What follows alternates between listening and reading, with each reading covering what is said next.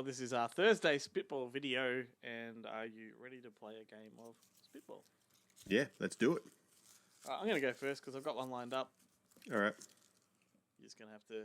obviously, with this being a conference call, you're going to have to just trust that where I say it lands is where it lands. Yep. Likewise. Yeah, here we go. Oh, yes. Now, that landed on something that crossed my path today. The Organisation with Sidney Poitier. Oh, one of the sequels to In the Heat of the Night. Yes, so that was a trilogy. A lot of people don't realise. The second one was called They Call Me Mr. Tibbs. They call me Mr. Tibbs. And the third one's The Organisation. And this is one that I had been trying really hard to line up as a focus for a franchised episode on the old podcast.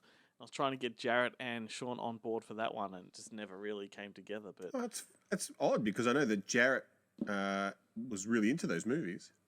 Yeah, well, I don't know why it didn't come together, whether it was a lack of interest or just didn't happen. But just didn't happen. It's such a jarring franchise. Like the first film, clearly very prestigious, important, and just thrilling kind of film. And then it just spirals into this blaxploitation saga. Yeah, it's like a Dirty Harry, but with a family. Yeah, it feels like Dirty Harry sort of spliced with a bit of Death Wish. Yeah. I don't. Is the Organisation? That's the one where his kids giving him all the sass as well. Yeah, I think so. Because in the middle one, it's more of a procedural kind of thing, and then this one, you're right, it's more of a family kind of dynamic. Yeah, strange piece of cinema, but one worth owning. I've never watched them back to back. I should just do that, as a trilogy in one sitting. Yeah. Look, I just watch In the Heat of the Night again and again and again. Like, it's so good. It's stone cold classic.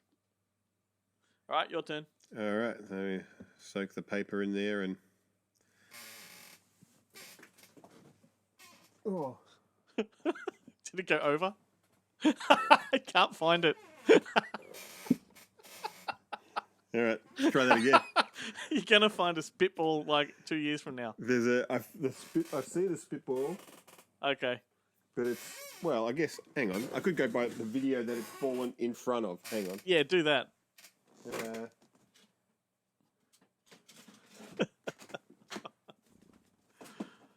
Here we go. I've never actually seen this film. American Kickboxer. American Kickboxer, one of the many cash-in kind of fight movies, yes. Yeah, with, so who's this one star? John Barrett, Keith Vitale, Brad Morris, Terry Norton, and Ted LaPatte. That cover art is almost a rip-off of American Ninja. Very much so. Hang on, here we go. They were both fighters out for revenge. In a brutal display of kickboxing talent, the American Kickboxer 1 has more ring-to-ring action than any kickboxing film in history. There we go. How many American fight movies were there? Like American Ninja, American Shaolin, American Samurai. How many of those were there? I'm sure an endless amount. Is anything that any other country could do, Americans could do as well. Yes, that's and they were willing to cash in on, especially if Canon. Is that one a Canon film? It's on the Canon. Yeah. No, there's a Golan and Globus. Let's have a look. See, does it say Global Pictures? A Distant Horizon, but it's on the Canon label. So I don't know if that means it's a Canon film though. But it was at some point it was a Canon. It's a Canon film. It passed through Canon. I've gone ahead and pre-thrown my spitball, and it landed on Joe versus the Volcano. Oh right, the first Meg Ryan Tom Hanks collab. Was it the first? I thought it was because the second one was Sleepless in Seattle, and then You've Got Mail, right? The three. I thought Joe vs. Volcano was the first. Was there only three? I kind of thought I thought there were four, but you're probably right. Did he make a cameo? Was it his penis in the cut? Is that the Was that the other No, thing? that was Tom Hanks. Yeah. It was his brother Colin Hanks. No, not Colin. That's his son. This is No, Jim wasn't Colin Hanks. his Was brother? it Jim Hanks? No, Colin's his son. Jim Hanks. And Jim Hanks from Buford's Beach House Bunnies. Yeah.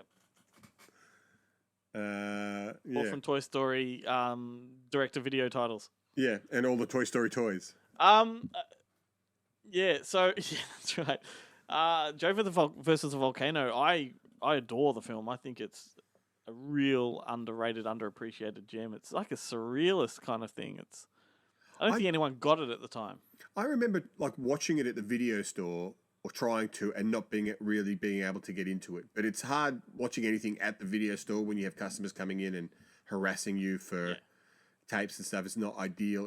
It wasn't until I got a laptop that I was able to watch my own movies behind the counter and pause them when customers came in. That I actually... but it was a really surreal film. It almost felt like it was like a midnight movie kind of thing where it probably has that audience, but so much about it, like, because I think Meg Ryan plays 4 characters in the film.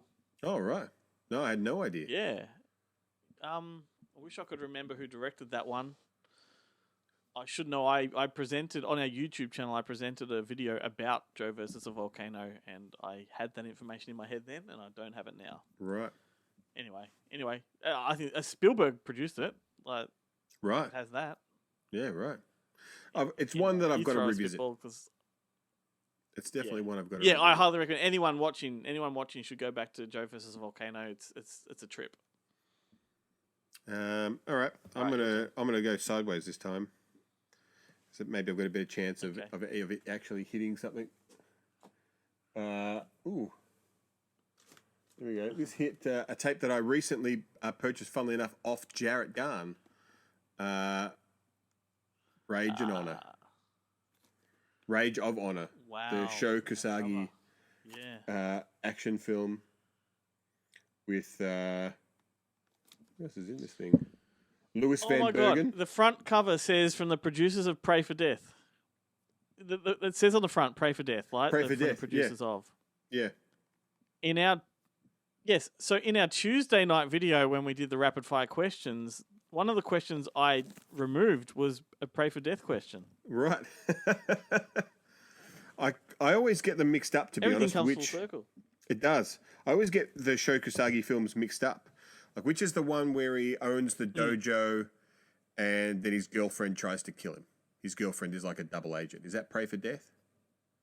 No. Pray for Death is the it's the revenge film. The guy that gets revenge on, I think, his whole family dies. Yeah, right. And it's almost like he becomes a robo ninja. Right. It's strange, but it's I've got that somewhere as well. My favorite is Enter the Ninja. These films rarely. Oh yeah. Enter the Ninja is absolutely. the best one. Franco Nero is the white ninja who wears white, and even white. But didn't know what a ninja was when he was cast. No, had no idea. But no one did. I think that wasn't that in that wasn't that one of the things in Electric Boogaloo where they basically invented the ninja. Yep. Like they brought it to the Western audiences who had no idea what a ninja was. And yeah, Franco Nero. But I would have been shocked if Franco Nero known what day of the week it was when he got cast. Like that guy. Yeah. I reckon he's a pretty tripped out kind of dude. Definitely. Cool. Well, I haven't seen that film, but there you go. Right, my next one. Stuart Gordon's Dagon. Dagon, is that the Umbrella release? The Beyond Genres release of Dagon? Very nice. Yep, I've never seen... Simon Sherry slip cover art. I've never seen that film. But I've heard him talk about it. If you would talk about like Lovecraftian adaptations, I think it's right up there. That and Color Out of Space are probably the two best ones. As far as being like true to the source. Right. My favourites are those HBO made for TV movies, Cast a Deadly Spell and I can't remember what the other one is. Black Magic, I think it is. The one has Dennis Hopper as the detective, and the other one has Fred Ward as the detective, and they're like that, but they replace communism with magic and Lovecraftian kind of things, but it's like set in an alternate reality 50s, 50s Hollywood, and they're both awesome. They're my kind of Lovecraftian. Do you know what shits me? Whenever you say, like, what's the best Lovecraft film, and then you get the uber film nerds that come out and go, well, actually, the best Lovecraft film ever made was In the Mouth of Madness, but it's not a Lovecraft story. No. Like, well, then it's not a Lovecraft adaptation. It doesn't count. Yeah. They all do it. Like, I don't know why. They literally, and there's not one instance in that film where someone asks, do you read H.P. Lovecraft? They're all asking, do you read Sutter Kane? It's a Sutter Kane. It's Canean. In the Mouth of Madness is a Canean film. Anyway, Dagon is a really unassuming film. There's no name cast in there. It's from, I think, the Fantastic Factory label that Brian Usner had in Spain, where they had to use Spanish actors. But this is the one that had the best production value, because it was Stuart Gordon, Brian Usner, Dennis Paoli. It was like the reunion of the Reanimator guys, right? And From Beyond. So it's worth its value. So like I've seen From Beyond and I've seen the Reanimator films, but Dagon has, like, I remember the big deal it was made in Fangoria magazine and stuff when it was coming out and stuff, but I think it's got lots of nudity in it. There's a big orgy, so that's Brian Usner's specialty, is orgies. Yeah. Like is there a shunting? Is there some shunting in it? A la Society. Every film should have some. Every film should have some shunting. What's the one he did? He did one called Beneath Still Waters that also has a massive orgy scene in it, and you're just like, this guy's obsessed. I don't know. I've never heard of that film. Don't know. Yeah, but it's about you know how in some places when they create a reservoir or a dam, they flood towns. Yeah. Yeah, so this is about a town that got flooded, but the people couldn't get out in time. So they're the ghosts of this town. Right. It's called Beneath Still Waters. Yeah. Beneath Still Waters. Good movie. It's a right. good movie. Yeah, I have to check that one out. Sounds great. All right. And Dagon. Maybe one more each. Okay. Yeah, definitely. Okay. Everyone, add it to your list. Can't wait to do these videos in person, mate. It's going to be great fun. Yeah. What did that hit? That hit. Oh, the Ip Man trilogy Blu-ray. Wow. Have you seen these? Oh, so there are Blu-rays. There are Blu-rays in that room of yours. Oh yeah, the Blu-rays are all above the videotapes that you can't see. They go to the roof. Okay. Now I should just pre-warn you with this. Like, is there any titles that you've landed on that you don't want to get a bit of water on, because I don't want you to damage any covers? Yeah, no, that, like, I've got, my box sets and stuff aren't up there. Yeah, no, okay, I don't. Cool. I've tried very that with that last Spitball. I just scrunched up a bit of paper and saw what it hit. Yeah. I didn't. Security measures in place. Yeah. Yeah. Ip Man. I've only seen the first one. I haven't pursued this trilogy. There's 4 of them, isn't there? There is 4 now, and then there's a couple of spin-offs. There's a new, like, I think Anthony Wong plays Ip Man in another spin-off. There's The Grandmaster, which is another Ip Man film. There's also the guy who plays, not the villain in part 3, but he's kind of the villain. He's got his own spin-off, but he's actually, like, he's in that Ip Man universe. Ip Man 4 is that's the latest one. It's pretty kind of disappointing. So is number 4, though, like, as disappointing as it is it connected to, like, is it the same filmmakers, same cast? Well, it's definitely the same cast. Donnie Yen as Ip Man, the legendary teacher of Bruce Lee. That was what he was kind of famous for, and also the best martial artist in Foshan district in China.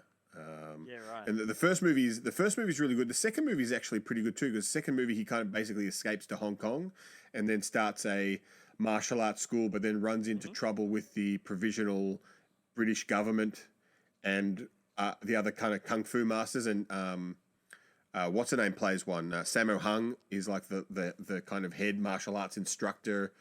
Rival martial arts instructor who expect him to, not only does he have to prove himself in this phenomenal tabletop fight scene with a bunch of other, like all the other masters in these movies are all like the stars of things like Boxer from Shang-Tung and these like classic Shaw Brothers martial arts movies.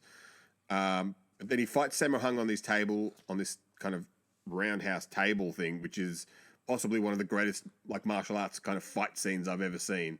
To the point where they just end up like they're doing boxing like a speed bag kind of over each other, like against each other. It's just like this around this table that's literally splitting apart it's all on upturned chairs and stuff. It's just this amazing scene, and I'll have to get onto that because up until like now, the best fight stuff I've ever seen is probably Ong Bak.